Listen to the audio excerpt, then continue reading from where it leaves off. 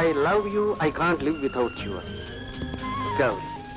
నీవు నాకు చేసిన బాస